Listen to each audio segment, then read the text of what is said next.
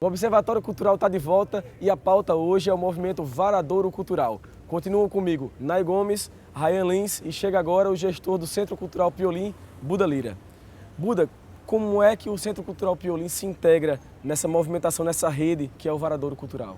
Eu penso que o aspecto da formulação, o que é que se pensa para o centro histórico, isso é muito interessante, né? Para nós todos formarmos esse núcleo, esse grupo, esse coletivo, para pensar sobre quais as alternativas, principalmente para o período noturno, o que é que o poder público pode fazer, quer dizer, além da gente mesmo, o que é que a gente já está fazendo, como está fazendo, eu acho que isso é o mais estimulante. Mas claro que sempre tem espaços, e eu acho que essa é a ideia, de você fazer as trocas, né? Alguém pode fazer uma oficina no Piolim, de que modo o Piolim se insere lá no ateliê de Nay, aqui no coletivo, enfim, são várias alternativas que são experiências daqui de João Pessoa, mas a gente sabe que está na pauta da política cultural e as outras políticas também, essa colaboração. Eu acho que isso é o que move, né? E que nos interessa mesmo, vivo. Eu imagino que no início tem que haver uma certa busca de empatia com a comunidade, né?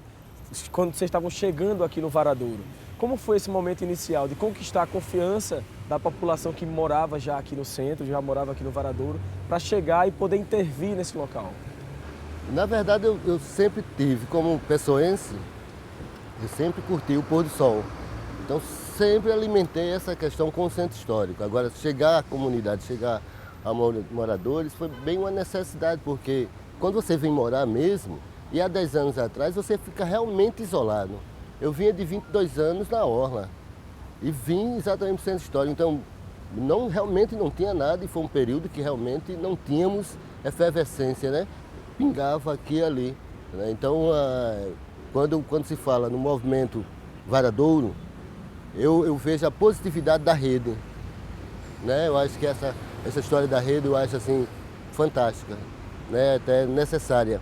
Mas quanto ao movimento, eu acho que o movimento é uma coisa muito mais ampla, não é só os fazedores, é quem estão de verdade, né? Não dá para separar, o cultural é o social, né? O cultural, na verdade, é você cultuar a identidade daquele outro, que é a cultura, né? Que é a verdadeira educação, eu vejo assim.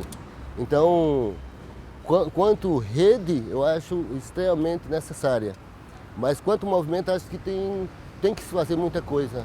Há muitas outras necessidades, gente, quanto o sentido mesmo humano, né? Quando eu me vejo assim, por exemplo, eu tenho vizinhos, quando eu me vejo que tenho que me adequar, né?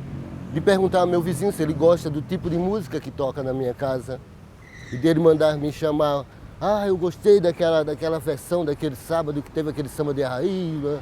Essa coisa eu continuo a falar do acolhimento e buscar uma identidade, uma identificação também. Ryan, e como é que se dá a gestão dessa rede, do Varadouro Cultural? Como é que vocês se comunicam, como é que vocês planejam e realizam as ações de forma coletiva?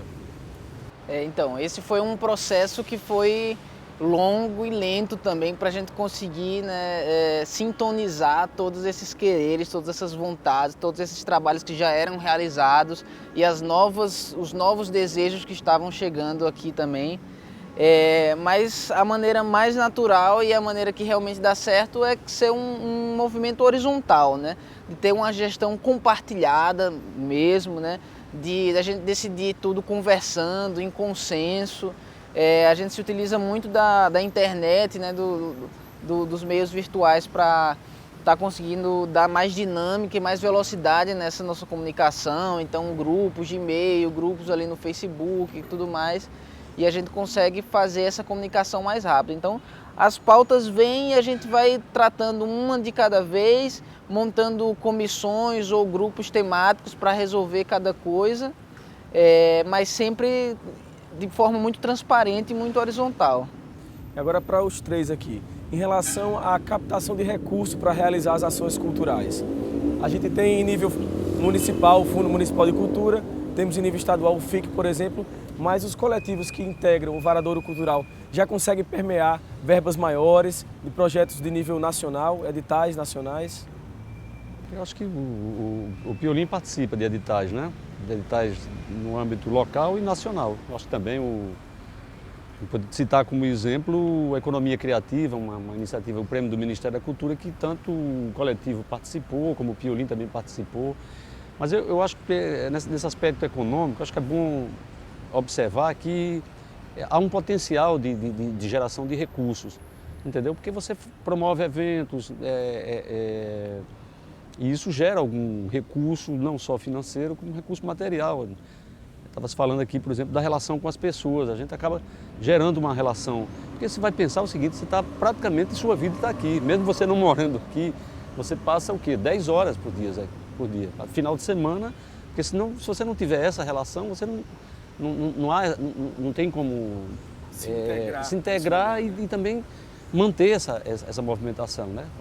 Final de semana mesmo, sábado e domingo, teve um show no Piolim, domingo já teve uma festa de aniversário, quer dizer, e aí você tem pessoas que faz limpeza, pessoas que montam luz, quer dizer, é bom chamar esse aspecto, mas eu acredito que não, felizmente, não se depende tanto, né? Tem uma certa dependência e é importante que tenha essas fontes de fomento, melhorar mais o Fundo Municipal de Cultura, que tem problemas, o FIC também tem que, né, ganhar uma dimensão para que entendam que, por exemplo, esse trabalho não é só um trabalho que tem sua repercussão na economia, mas principalmente na educação. Todos esses empreendimentos têm uma forte relação com a educação no sentido de gerar oportunidade para pessoas aprenderem mais e conquistarem mais espaços. Gerar empoderamento, protagonismo, não só também para quem já é daqui, para quem já mora, para a própria comunidade, como também para uma grande parcela da juventude que vem do centro histórico atrás disso. Então, esses processos de formação, de educação e de empoderamento da juventude também. E como não ficar na dependência dos editais? Como fazer com que a cultura gere o seu próprio recurso, gerar uma sustentabilidade cultural e inserido nesse contexto do Varadouro? Tem que ser, acima de tudo, ter criatividade, né? Criatividade e a soma. Eu acho que a soma ainda é um grande elemento que posso dizer, vamos fazer. No ateliê, especificamente, a gente trabalha muito com a vontade, com a estiga. Aí é que entra essa pessoa, esse povo novo, com a formação, que está com vontade de fazer, de experimentar, de experienciar. Aí manda ver. Os editais, eu acredito, eu ainda acho que precisa-se muito mais. Mas também eu acho que não deve se ficar limitado aos editais. Tem muita gente com vontade de fazer arte. E essa história que é preciso dinheiros e dinheiro para fazer arte, isso é conversa para boi dormir. E para onde olha hoje o movimento Varadouro Cultural? Quais são os planos? O que é que a gente pode esperar aí no futuro breve emanando dessa rede, desse movimento? Eu acho que Buda falou uma coisa que é um dos estímulos da gente estar se conectando e compartilhando tudo, que é essa formulação, né? É o pensar e o planejar o que é que a gente quer para o centro histórico. E eu acho que nesses anos todos que a gente está aqui, serviu muito de ouvidoria, né? Da gente ouvir, de ser um laboratório, de a gente ouvir muito, para a gente aprender o que é que todo mundo que está aqui quer, né? Não só a minha vontade, mas também a vontade do outro, saber escutar, para somar num projeto que seja de desenvolvimento desse território a partir da cultura, a partir da criatividade, com base comunitária, que possa aliar o desenvolvimento econômico, social, humano. E eu acho que assim, a gente está num momento também de descobrir, de conhecer mais o centro histórico.